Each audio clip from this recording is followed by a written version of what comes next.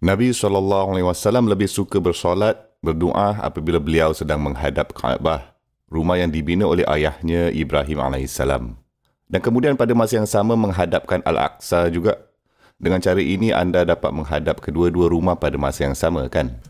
Apabila beliau berhijrah ke Madinah SAW, ia sudah jadi mustahil kerana jika anda akan menghadap Makkah, belakang anda akan ke Aqsa. Sekiranya pula anda akan menghadap Aqsa, belakang anda akan menghadap Makkah, kan?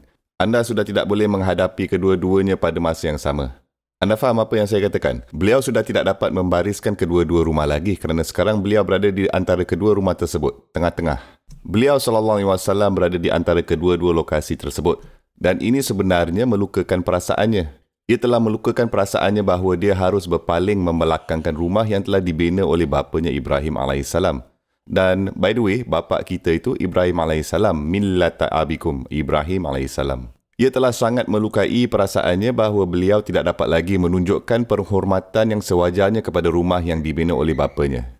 Di mana tempat beliau telah banyak membuat solat dan doa sebelum berhijrah. Dan beliau tidak komplain kepada Allah. Beliau tidak bagi tahu Allah pun bahawa ia sangat suka baginya. Beliau tidak berkata apa-apa pun walaupun sepatah tentang ini. Pada satu ketika itu, pada satu hari itu, ia sangat menyakitinya dan beliau hanya dapat memandang ke arah langit SAW.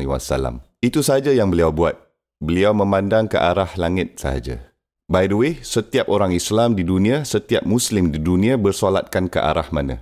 Kaabah. Sehingga hari kiamat kita akan bersolat berkiblatkan Kaabah. Itulah rumah yang dibina oleh Ibrahim AS dan kemudian pula disucikan oleh Rasulullah SAW. Supaya umat manusia dapat menyembah Tuhan yang satu dan yang benar. Itulah tujuan rumah itu sebenarnya dibina. Sehingga seluruh umat manusia akhirnya boleh dapat bimbingan dan petunjuk. Inilah sebabnya udhiya linnas apabila rumah Allah disebutkan, apabila rumah Allah dibincangkan, Al-Masjidil Haram dibincangkan, selalunya perkataan An-Nas. Ini An-Nas, bukan hanya Allazina amanu, kerana keseluruhan umat manusia seharusnya datang ke Islam. Mereka semua dimaksudkan untuk datang ke Islam. Mereka dimaksudkan untuk menerima agama ayah mereka Ibrahim AS. Sekarang, berapa banyak orang yang telah berdoa dan bersolat sejak zaman Rasulullah SAW hingga sekarang?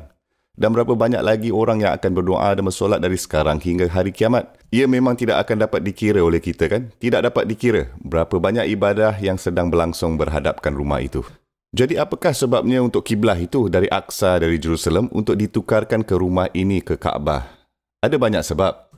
Tapi tengok sini apa sebabnya dalam Al-Quran.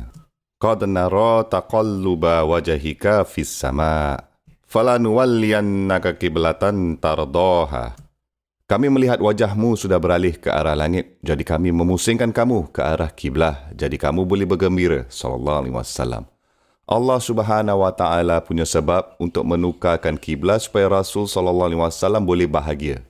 Ke arah yang beliau akan senang dengan. Kita semua bersolatkan ke arah itu dan alasan Allah Subhanahu Wa Taala adalah ia dapat membuatkan wajah Rasulullah SAW tersenyum kembali. Boleh kamu bayangkan ini? Semua penyembahan di dunia ini yang akan berlaku dengan betul dan benar sehingga hari kiamat, hari penghakiman dan semuanya berpunca dari Allah Subhanahu Wa Taala inginkan kebahagiaan untuk Rasulnya sallallahu alaihi wasallam. Subhanallah.